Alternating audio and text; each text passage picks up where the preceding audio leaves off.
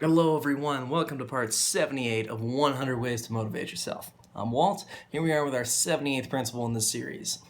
And this one, once again, as I would say, it's a pretty interesting principle, it's a pretty useful one as well. And this one is to be the change. So he says here that many people go through our lives like trying to tell other people what to do, okay? We've all had times when we felt like, why doesn't the person just do this? It's so obvious to us.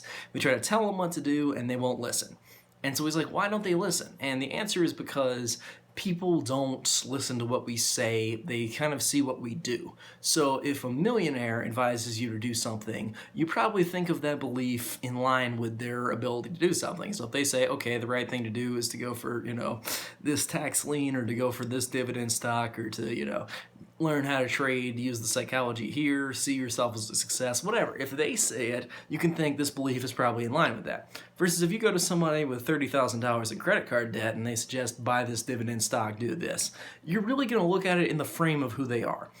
We often don't respect people who try to tell us what to do when they are not showing their ability to actually do it, okay? They're just saying, look at me, I'm so important, you should do what I say. And really, we don't do that because we're like, look at this person, they never achieve anything. So, the idea is that if we ever want to change people, be the change. See that we are successful. If we're successful and want somebody else to be happier, if we're happy all the time, naturally they're going to end up being happier all the time, or they're going to not want to be around us because happy people and, upset and angry and fearful people often don't mix super well. So, regardless, the solution can present itself there.